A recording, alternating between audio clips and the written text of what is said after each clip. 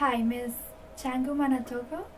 I'm Jessica Carter, Media Global News, and we just came from the International Day of the Girl event, and I was wondering if I could ask you a few questions. Yeah, it will be my pleasure to answer your questions. Great, thank you so much. So, the first question is, why do you think that girls' education is so vital for development? Um, I really think it's extremely vital for development because over the last 20 years, the work which UNICEF has been doing in girls' education, the research which has been done on girls' education, not just by UNICEF, but by other stakeholders, has shown that investment in girls' education contributes both to the girl's own self-esteem and confidence and employment, but also contributes to the girl's development. I can give an example. Some of the research shows that uh, educated girls, especially if we educate them up to secondary school level, they are much better when they become women. They're much better at ensuring that the children they are rearing their own children, they have better nutrition and that the children are healthy, and they make sure that their children also go to school, and that contributes to development. So it really contributes to nutrition of children, which is going to affect the whole country. So you find that one of the major benefits of education, especially educating girls, is that the benefits go beyond education. They impact on the social development of society. Like education ensures that girls decide when to get married. So you find that one of the researches shows that educated girls marry much later in life when they have finished secondary education. And then because they have children in their 20s rather than when they're 14 and 15, these children in turn are healthier, and they also won't die in childbirth because then they have children at the right age. So it education gives them the power to decide how to plan their future. Wow, so they're all connected. They're all connected. Great. And what are some of the struggles that girls face that block them towards having a proper education? One of the major struggles is that, as I'm speaking now, we have 57 million children who are not in primary school. And when you look at these 57 million children, how many of them are girls? And you find that the number of girls is 31 million girls out of these 57 million who are out of school. So one of the major problems with why are these girls out of school, it's because of social cultural practices like early marriage. It's because of child labor, where girls, you find that instead of going to school, poor parents prefer them to remain at home so that when the mother is there, they might get the child who is a girl who is 10 years old can remain and look after younger siblings. So you find that these cultural practices are really contributing to the 31 million girls out of primary school. But what is also important is what is creating this 31 million out of school girls is the poor quality of education when they get into school. Poor quality, which is reflected in a lot of schools not being safe and secure for girls. Girls get abused in schools, sometimes by their teachers. Some of these girls are actually raped. Some of these girls are not safe when they walk to school. So then parents withdraw their children, their girls, from schools because it's not safe. And in that way, you cannot have a quality education. And then, because the environment is not safe, you find that a lot of girls are not learning inside these classrooms. They are not learning how to read and write. They are not learning how to be confident. There's no water and sanitation in the schools, especially for adolescent girls who have reached puberty. So you find that these girls, out of 20 days a month of going to school, they miss like 5 days. And that really impacts on the quality of their learning. Of course. And how can you make school safer? How we can make schools safer, what the world community, including UNICEF, is doing, we first look at policies to work with government to have policies which prevent bullying in schools. Also encourage teacher unions to work with teachers to have codes of conduct which protect children in school, especially girls. So, and we have found that has worked very well in places like the Caribbean, like in Jamaica, where they have policies to protect girls in school. And then you find in sub-Saharan African places like South Africa, Botswana, Zambia, they have re-entry policies. In other words, when girls get pregnant in school, a lot of the research shows that a lot of the pregnancies is because of abuse, because of violence. What we have found through research is that the majority of girls who have the first experience of sexual intercourse is abusive when they are teenagers. So these girls, a lot of them get pregnant, and you find that the pregnancy is adult men. It's not boys of their age group. Yes, there are some boys of that age group responsible, but those are not the majority. That is what research is showing us. And so then when you have policies which encourage codes of conduct for teachers, when you have policies which encourage that boys too should be protected from violence by eradicating corporal punishment in schools, because you find that the type of violence boys face is corporal punishment. And then girls, it's rape. And then girls also, it's psychological abuse, where you find that some of the teachers, including female teachers, stereotype girls and say, maths, you cannot really perform well in maths, you can't perform well in science. And so this type of policies at school level, at national level, we really work with governments to bring them into reality. But that is not enough, because we have to remember that gender-based violence, especially violence against girls, we have to start at the home and see how safe and secure girls are in the homes.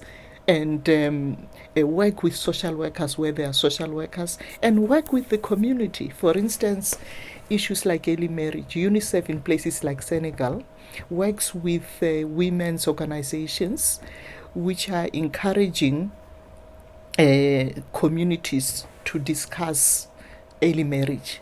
And during those discussions and dialogue, some of the grandmothers who are actually the gatekeepers, who give permission for whether early marriage should happen or not, or whether gentle female cutting should be done or not. These females are the ones, especially the grandmothers and aunts, who are going around in the villages saying, let us stop early marriage in our communities. Look at the impact on our girls and on our communities. Let us stop genital female cutting. Look at the impact. So these are the type of strategies where we are working with communities to discuss their cultural practices and then encourage those practices which protect girls, but find ways of erasing those practices which are making girls not to go to school because of early marriage or genital female cutting. So we find this approach of dialogue and involving the communities, where you are transforming the community to find strategies to address a problem that they are really effective. So, in other words, you have to deal with the problem in a variety of ways. There's no one solution. You have to deal with it at a policy level, you have to deal with it at a community level, at a school level, and in that way, you are able to even use the media, the radio, and young people who can access internet and text, mobile phones, make use of that too. Because we have found in Uganda, for instance, that young people who 10 years ago established the girls' education movement, they call it GEM. It started with girls, but with boys only as friends. But now boys are members of this girls' education movement, and what they are doing is using more mobile phones, going out into the community to identify girls and boys who should be in school. And they are finding a lot of girls and boys who are disabled, who should be in school, who are at home, and they are bringing them back into school. They're finding girls who are being withdrawn from school to be married off, and they are bringing them in. So one of the major strategies we have found is involve the girls and boys themselves. They will find the most effective solutions, and they have proved to be very, very, very effective. Like in Nepal, UNICEF supported girls and boys to have a radio program where it is the young people running this radio program. It has been going on now for like 10 years. Young people are running this radio program, and in this radio program, they're encouraging young people to write them letters, to text them, to send emails, and they receive like 1,000 letters a month. And in these letters, other young people throughout Nepal are asking questions about, I'm very poor, my father cannot, it has decided that I don't go to school, but my brother is going instead of me because my father says we should choose. My mother has told me that I can't go to school next day because I have to be married off. What do I do? So these are the type of questions which come out of this radio program. And the young people who are running the program are able to say, hey, there is a girl in this part of Nepal who has this problem. How have you others solved that problem? And then responses actually come. So responses like, no, sit your father down after supper, talk with him, make him understand, give him the advantages of educating you. Here are some of the advantages. So then, and some of them have succeeded to persuade the father, instead of just saying, oh, my father won't listen, he prefers the boy to the girl. But once they sit with the father, and some of the advice says, if your father cannot listen to you, talk to, if your grandma is alive, talk to your grandmother to talk to your dad. If your aunt who is older than your father is around, talk to your aunt so that your aunt can talk to your father. And some of these strategies created by the girls themselves are really working. So we are learning in UNICEF a lot from young people, from the way they are solving problems.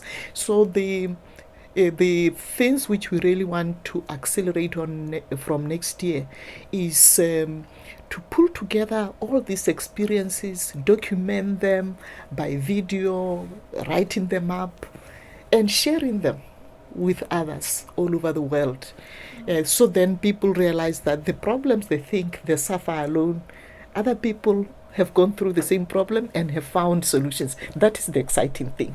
We cannot say there are no solutions to gender-based violence. There are no solutions to girls being out of school. The solutions are there. It's just that the role of UNICEF and other partners who are committed to girls' education should pull these experiences together and share them so that people see and learn from them. And another thing we've learned is the importance of research, of mapping where is the violence. And we have done some very exciting mapping in Zimbabwe and South Africa, where kids use these instant cameras. Some of them use their mobile phones just to take photos of where girls think it's unsafe in the school, where boys think it's unsafe in the school. And it was very, very interesting. Boys' pictures, they were showing paper, they were showing litter. Girls were showing dark toilets, bushes. And they felt it's unsafe for them to walk because they know somebody who was threatened when they were walking in the bush, or these toilets which are too far away and nobody can see, and so they don't feel safe. So we find that tools, research, providing spaces for young people is very, very important when we're looking at gender-based violence.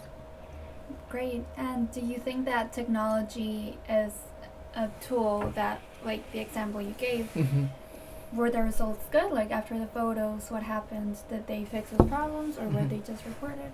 In fact, that's a great question, because what we found is that all these photos, the young people discussed what these photos meant for them. So then when we did the writing up, we included those photos in the research report to say, when it comes to mapping violence in the school, look at what the girls and boys mapped. And this is the analysis.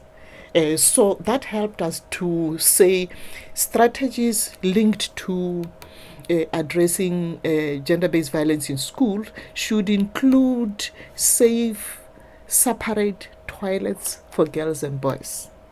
And these toilets should have safe water to make sure that girls can access this water, especially when they're having their periods, because these are some of the issues which came up. So technology is an important tool.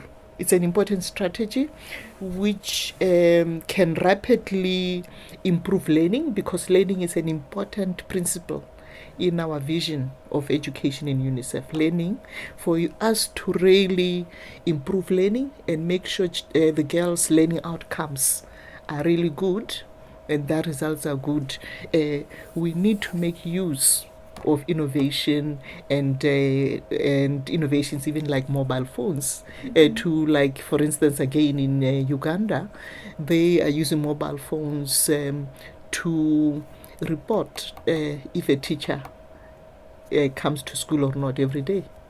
Wow. Yeah. So, and these are young people who are doing that, and so that's an important use of technology. But at the same time, the way we look at innovation, we don't just see innovation in terms of technology alone.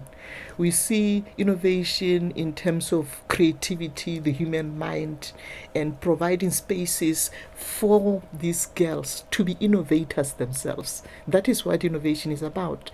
Like, I can give another example in South Africa, where 10 years ago, the government of South Africa and UNICEF launched what is called Techno Girls, because what they found in secondary schools is that girls were performing very badly in maths, science, and technology. Their results were really poor. So then what Techno Girls did was through the girls' request themselves, they said, we want mentors. Bring us women scientists, technologists, mathematicians, so that we can see that these areas women can actually do these sciences. So then what then UNICEF and the government did was to approach women scientists in the private sector, in universities, to mentor girls in secondary schools. And this girl would be mentored for like 4 years or 3 years there in secondary school by this woman, a scientist or technologist or a medical doctor or a pilot. And so during holidays, they would actually shadow this mentor. Wow. And then in some holidays, they would go for work camps where they would have leadership work camps, where if they have difficulties in maths and science and technology, there would be some of these inspiring women at the work camps to lead them through some of the difficult concepts. This has been going on, Techno Girls, now for 10 years. And it is going so well that now the government of South Africa owns it. They've put money into it. They have incorporated it into their own education strategic plan. So UNICEF doesn't put money into it. And for us, it's excellent that government now has taken ownership. And what is so exciting, there's now like a relationship between the private sector, between government and UNICEF on this initiative. And it's not just the Ministry of Education, the Ministry of Gender and Women, the Ministry of Home Affairs. There are about 4 ministries working together. And the private sector is putting in the money to allow this mentorship to go on. And it started in 2 provinces, now it's expanding. And then now we have girls who started this techno girls who have just finished university. Oh, wow. And they in turn are mentoring the girls who are at secondary. So this is such an exciting initiative. We see it as an innovation. We see it as an innovation that other countries like Kenya are very interested also in replicating this type of innovation. So this is our view of innovation, that innovation should as a strategy should contribute to learning, but it should also contribute to equity, because that's another principle in our education program. We have 3. We have got these 2 major principles of equity and learning.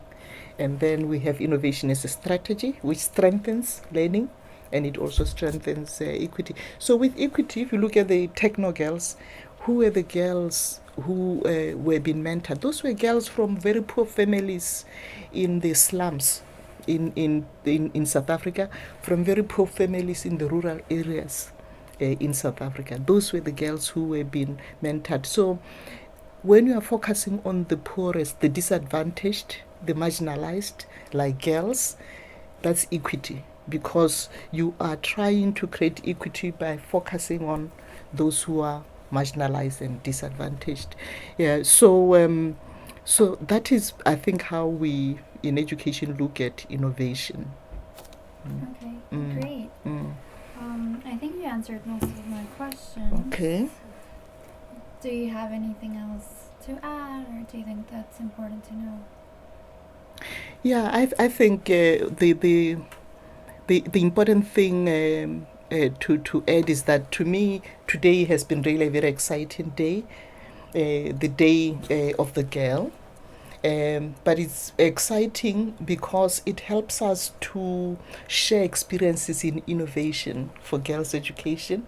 And when we all go to where we live and work, we have the energy to accelerate action, because remember, I'm saying that 31 million girls who are still out of school. We have to find strategies to bring these girls in. And I'm just talking about primary school. But if you look at secondary school, we have 69 million adolescents out of secondary school. And of these 69 million, 34 million are girls. Yeah, so we have a huge challenge. But you see, we have solutions also. So we need to partner, work together, and really ensure that these solutions are implemented. And some of these solutions are new, but others, we need to build on them so that we learn from the mistakes, and then we can even do better in the future. So do you think we need different solutions, or like combining different solutions? There's no one strategy, right? It's like all different ideas. So. You are very, very right that we don't, in education there's no magic bullet, there's no one strategy, but this sharpening of innovation is encouraging us to be saying, let's collect what is working and is inspiring and is creative, and then let's try it out, and some of it is going to work. Not everything will work, but some of it is going to work. So in fact, what I'm saying is that we need strategies at all levels, at the global level, like what we are doing today, at the regional level in the different regions, at the national, and even at the community and the family. It's each and every one of us have a role to play in accelerating girls' education, because when you accelerate girls' education, you're accelerating development for the whole society, and you're empowering the girl to bloom, to be a more confident person, who will in future be a stronger citizen, and those who choose to be mothers, a stronger mother, because you have to notice that with education, the girl can choose when they are a woman. They don't just say, I have to be a mother. They choose. Yeah. That's great. Well, thank you so much. Thank for your you time. very much. Yeah. I really appreciate it. I hope it will be useful. It will be very useful. Okay. I just take everything. We don't need to editing. Okay. Very good Great. information. Everything and the sweating. Oh yeah, you were so hard. Sorry about that.